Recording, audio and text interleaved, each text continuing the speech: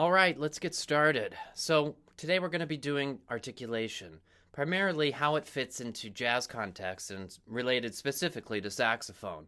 I've got a couple of exercises, 4 to be exact, that I've been practicing for a long time that have really transformed my playing. So, we'll go through those step by step, from how the tongue interacts with the reed all the way through to applying it into a jazz context. So, let's go ahead and get started.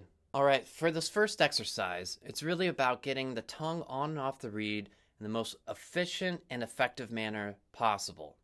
So basically, we have to learn what is the muscle movement, the amount of pressure and presence that the tongue needs to be in order to interact with the reed effectively. What I like to do is this exercise called tongue on the reed, tongue off the reed. This, in effect, really shows you on a microscopic level what is the movement needed in order to interact with that reed efficiently.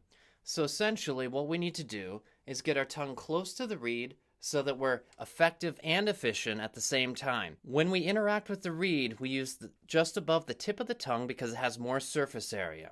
We can then envelop the edge of the reed more consistently. Now, with this exercise, basically, we're learning how much presence does the tongue need in order to stop the reed from vibrating without plugging up the mouthpiece, without putting so much pressure on the reed that the air cannot flow freely. So throughout this exercise, what you want to do is be able to turn on and off the vibrations of the reed with your tongue, just like a light switch. So essentially, when my tongue is on the reed, the light switch is down, the light is off. There is no sound, there's no vibration, except for the air flowing through the instrument. That way, I know that I am not pushing too hard onto the reed and closing off the mouthpiece. That's essential. We have to keep the tongue light, which you'll find throughout, in order to get a clean and efficient articulation.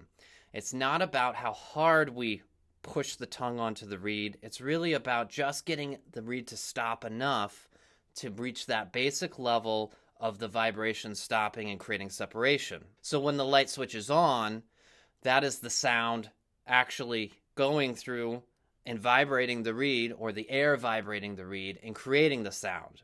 So tongue on the reed, just the air flowing through. Tongue off the reed, we have the actual sound. So let's take a look at the exercise. Okay, so what you'll see here is a set of instructions at the top of the page. I tried to get pretty descriptive here in order to remind you exactly how this exercise works, because it's a little unconventional, not only in the notation, but the actual conceptual aspect of it. So if we look here at number 1, what you'll see is the regular note heads, the whole notes that are hollow, are going to be the sound, the actual note. And then the notes with the X in the middle of them are the air. Now, in order to create the difference between the sound and the air is how our tongue is interacting with the reed. When the tongue is not on the reed, we hear the actual note. When the tongue is on the reed, we should hear air, just like this.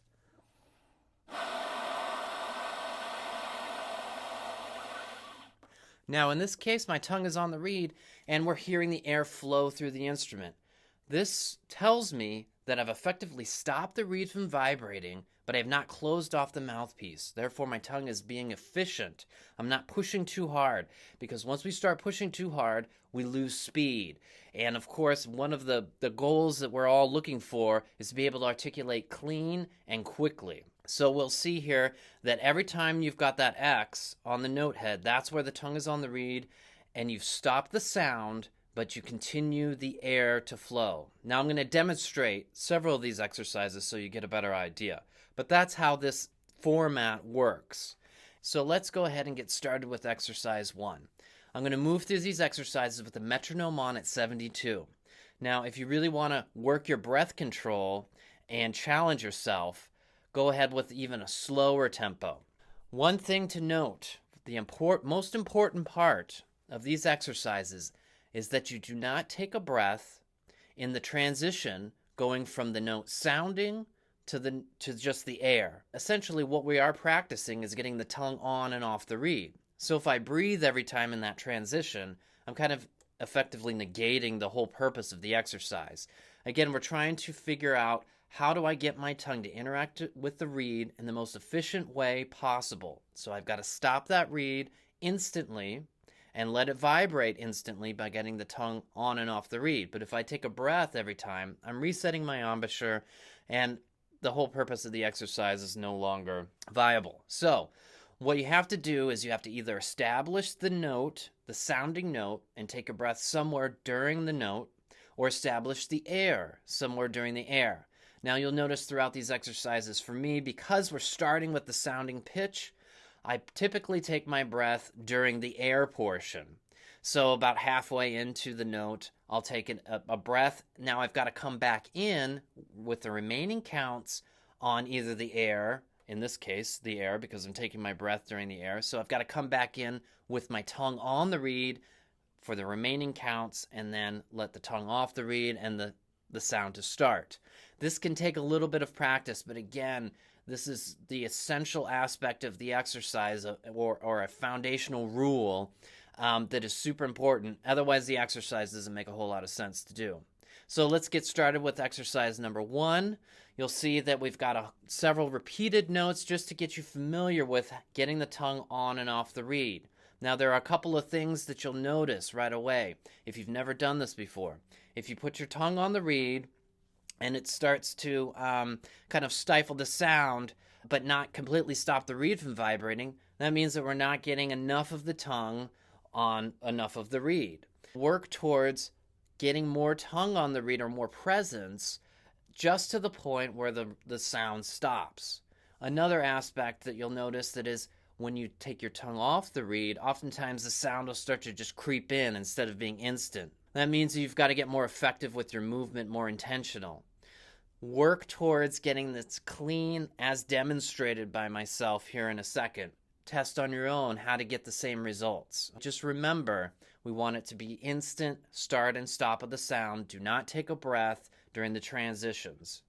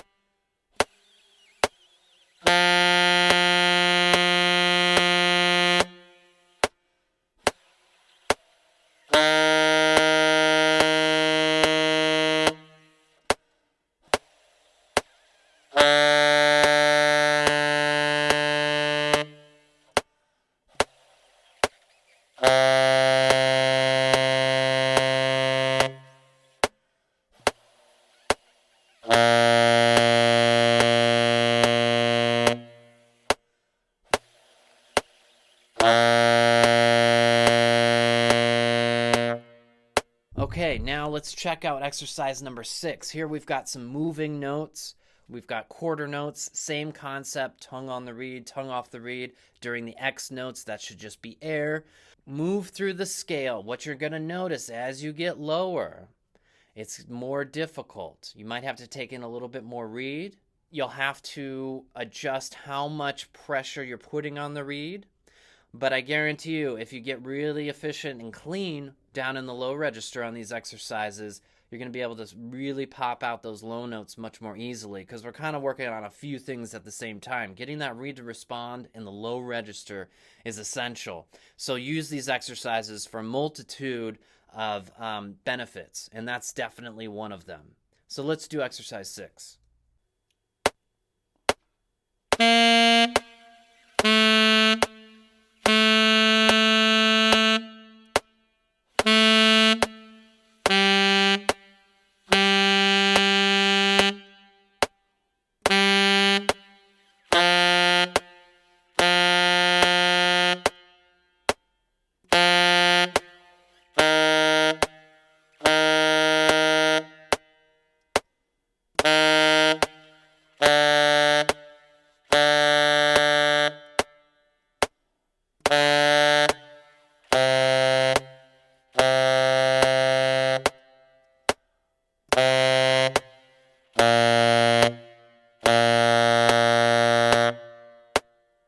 All right, let's move on to exercise 8. Now we're on eighth notes. We've got more notes obviously in a row, and we're changing more often.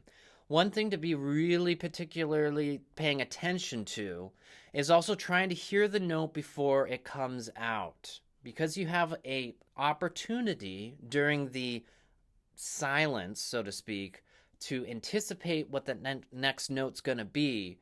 Really try to focus on that. Everything we do is ear training. So make sure that you're utilizing these exercises for a multitude of purposes, and that's certainly one of them as well. As you get lower, it gets more challenging. You'll also need to probably take some breaths somewhere in there, and you'll notice that I take breaths about halfway through on a couple of these. Don't lose count. Keep going, keep the fingers moving if you have to, and jump back in when it's appropriate. All right, let's do exercise 8.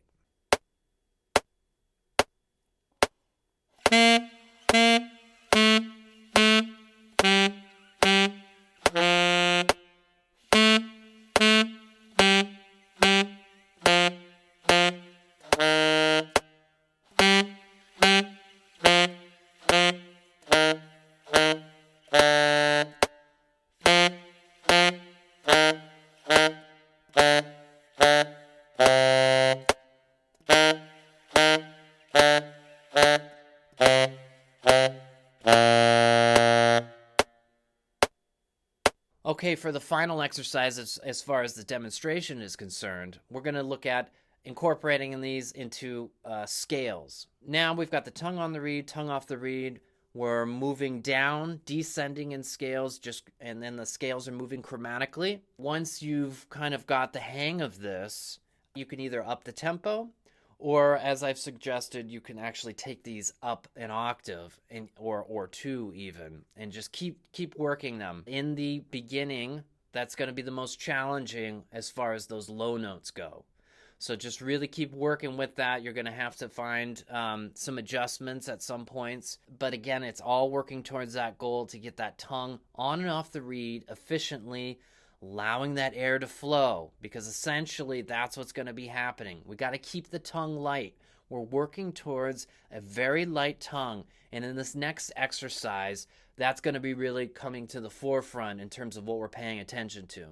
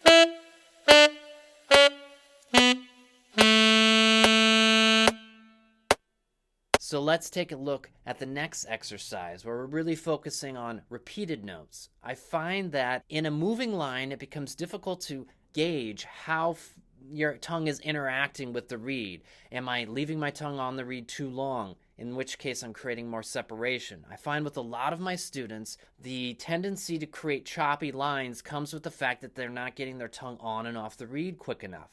Essentially, creating a legato tongue is what we're looking for. And I'll show you that a deep swing really comes more from some of the breath accents coupled with a legato tongue rather than harshly tonguing those upbeats, because that creates separation. So the easiest way to really hear that is when we have repeated notes. There's nowhere to hide with the repeated notes as far as how is our tongue interacting. Okay, in this exercise, articulation repeated note study, we've got a couple of things that we're focusing on here. Of course, the repeated notes, trying to get everything legato, at least for the first step. We're going to also be looking at how bass lines work, chord tones, this chord progression. Try to take in as much information as possible. Now, of course, for the purpose of this mini course, we're going to be talking primarily about articulation, but when you're going through these exercises, again, try to get the most out of them and extract as much information as possible. I purposely picked some skips, large leaps, so that we get kind of used to tonguing in different registers, but also has saxophone technique applications. So for this first one, we're going to primarily focus on exercise 2. 4 ways to play this exercise. I'll be repeating those steps as we go throughout the rest of the exercises. Step 1, we're going to want to play everything, first of all, with straight eighth notes. Now, as counterintuitive as it may seem, I primarily play straight eighth notes in a swing context. I was fortunate enough to study with a lot of amazing players and educators, and I was taught that we can create the swing feel. This is super important. You can create the swing feel with your articulation, not with the fingers. And if we eliminate what I call the finger swing, we start to immediately sound more mature in our playing. But we have to couple that with great articulation and the proper interpretation of articulation. What we're going to do is first we're going to play this exercise legato and straight eighth notes. We're focused on getting the tongue on and off the reed as quickly as possible because when we're going for speed, that's what we need. After we play this legato, the next step is we're going to actually do it slurred. And believe it or not, it's possible. What we're going to do for the repeated notes on the upbeats is we're going to use our breath to accent that second note, the repeated note, and it's going to kind of, in effect, establish the 2 separate notes. Now, this is super important and often a step that is skipped or not addressed, or perhaps it is being done but not thought about. If you can eliminate the tongue and apply breath accents to upbeats, especially on eighth note lines in a swing or bebop style, and you can do this effectively, it's going to really transform your playing and especially create a deeper swing on the medium tempos. Super, super important. So step 2, which I'll demonstrate all of these steps. Step 2, we're going to go ahead and accent the upbeats using the breath. Step 3, we're going to incorporate the tongue. We're going to incorporate the upbeats. Now, step 4 in this particular exercise is basically putting it with a backing track or some sort of context in a jazz context. So you could do that either with a live rhythm section or a backing track. You'll see me demonstrate it with a backing track. So let's get started. Let me demonstrate number 1 here. We're going to do it at 100 BPM, nice and slow. And then I'm going to go straight into the second step, which is those breath accents.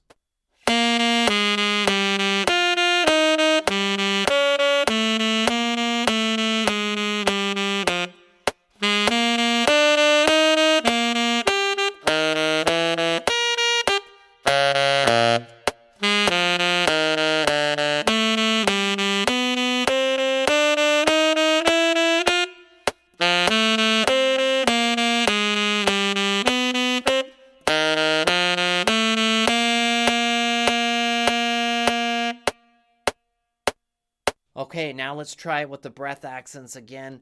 This is not easy if you haven't focused on this before. It can be even tough just to eliminate the tongue because it's become so much a part of your playing. Take it slow, perhaps even slower than this. Isolate a couple of measures, get the gist of it. Again, we're pulsing the air. You want to keep your baseline air support, which is going to be your lower volume, consistent.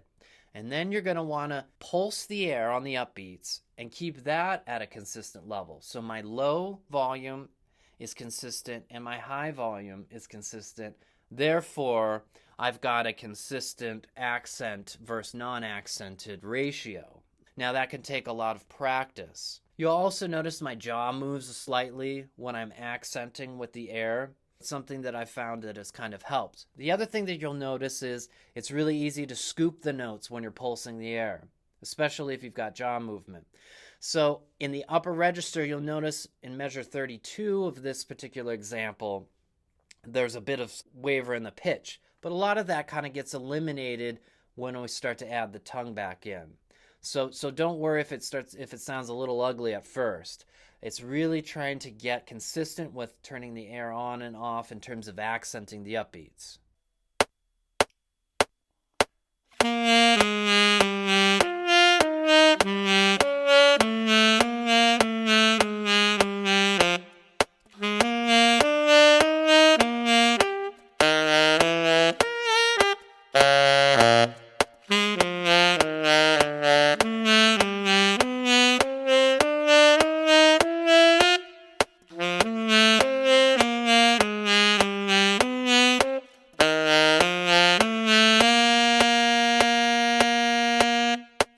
Okay, so now let's incorporate both the tongue and the breath accent. The key here is to keep the tongue legato like we practiced when we were just doing the legato eighth notes. When we go for speed, if we try to create the same contrast in volume by tonguing more harshly on the reed, we're going to create separation because it comes with the territory that when you tongue harder, that you're going to probably leave the tongue on the reed longer, which again creates separation. That's how we create staccato. We leave the tongue on the reed longer. So the goal here is to keep that legato tongue barely touching the reed, but also have those air accents. Now we're doing jazz articulation, and you'll notice that I'm playing straight eighth notes on all of these, but it really starts to swing. Now this is a really kind of a slower tempo at 100, but as we get into the more medium tempos, it starts to swing even more. But again, that deep swing is created a lot by the contrast between the accented and unaccented, and use your air more than trying to tongue harder on the reed. All right, let's take a look at demonstrating this jazz articulation here at 100 beats per minute.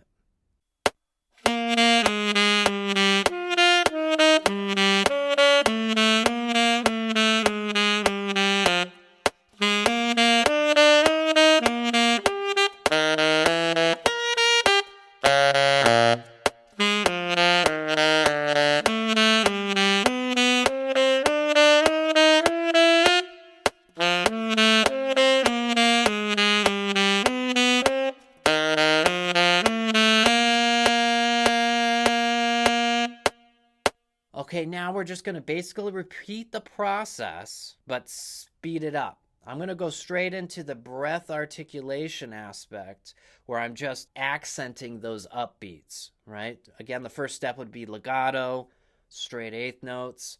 Now I'm going to go right into the breath accents at this 140 beats per minute tempo. As you get faster and faster, it gets really challenging to do just breath accents. And at a certain tempo, it's not practical. Let's take a look at doing this a little bit faster. I'm going to do the breath accents and then the jazz articulation right after that.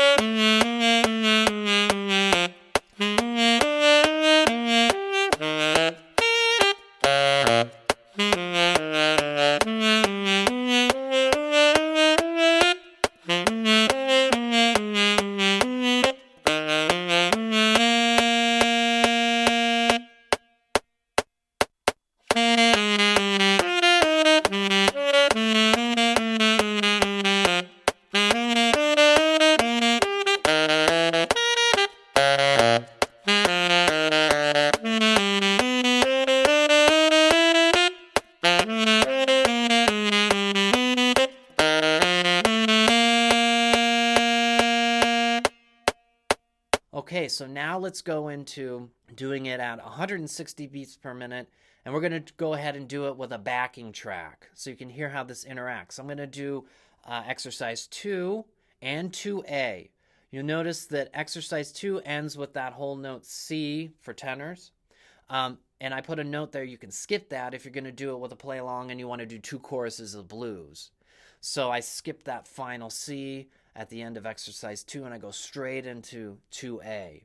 This way I get, twice as much practice Also, I've got some different registers that I'm exploring in 2A, but I'm going to be doing just the jazz articulation, upbeats with a legato tongue, and the breath accents. Straight eighth notes in my fingers, by the way, again. Always, for me, straight eighth notes in the fingers. All right, let's take a look at this with the backing track at 160.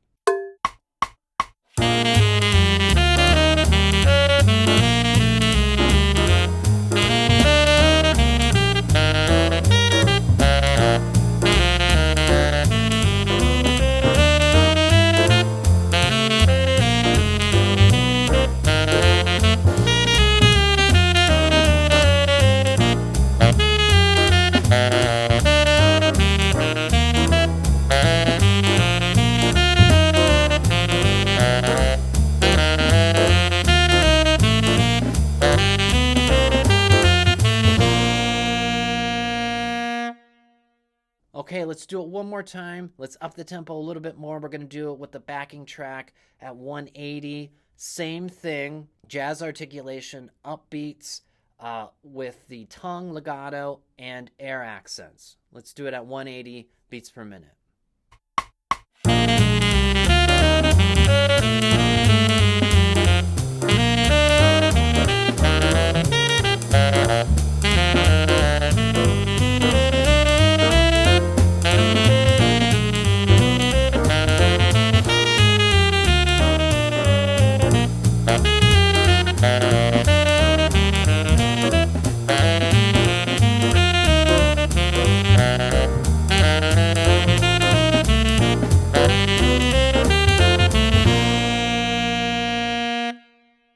Okay, now let's do it even faster. We're going to be at 200 beats per minute. We're going to go ahead and just do it. I'm going to do it with just the metronome so that you can really hear the articulation. It's not covered up by the backing track. I'm going to keep it super light. I'm still going to be accenting with the breath, but it's not going to be, for practical purposes, as extreme as some of the slower or medium tempos. Now we're getting into that upbeat territory, and of course the eighth notes really start to even out, but I've been playing straight eighth notes the whole time, but it's just going to be less breath accent. So let's see how light I can keep that tongue at a quicker tempo.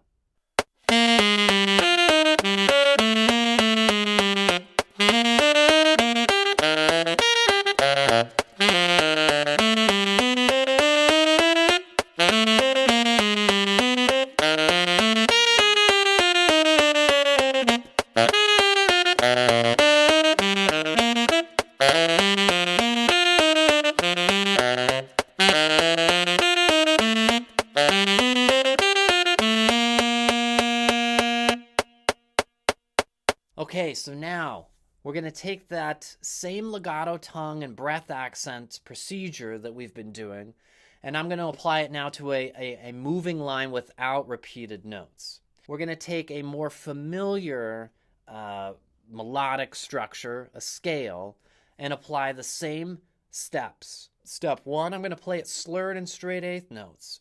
Now, we're looking at here the bebop scale chord tone pivot exercise. Now, again, I love to couple these exercises with other things that we can be working on. In this case, the bebop scale, the dominant bebop scale, that is, where we've got the half step added, so we have a flat 7 added in there. So we have an 8-note scale that makes it more symmetrical in terms of being able to put chord tones on downbeats when we're playing all eighth notes. So I'm going to take those steps of articulation, I'm going to apply it to these scales. We're going to start here at the top of the page. We're going to play from scale degree 1. In this case, we're in G.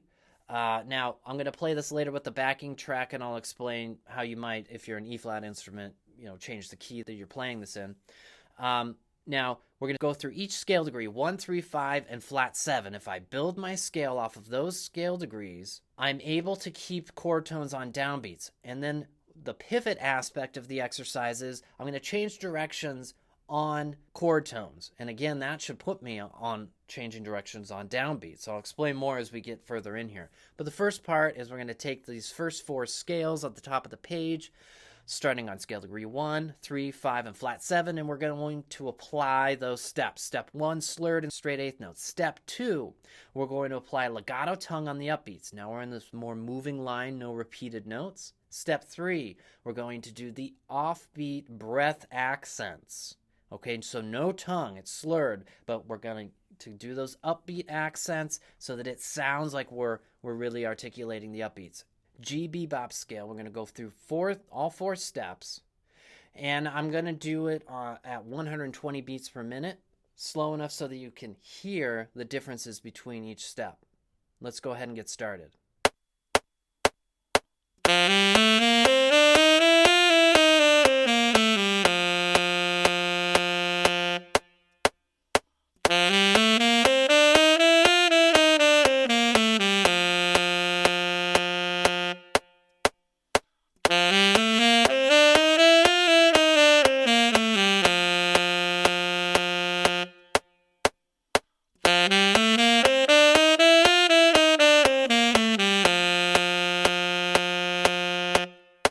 Okay, so now I'm going to skip down to number 1 there. I'm going to do number 1A, and I'm going to go through all 4 steps. I'm going to do that at 160, a little bit faster. This way you can really hear how it applies in a more practical context. Let's go ahead and do it.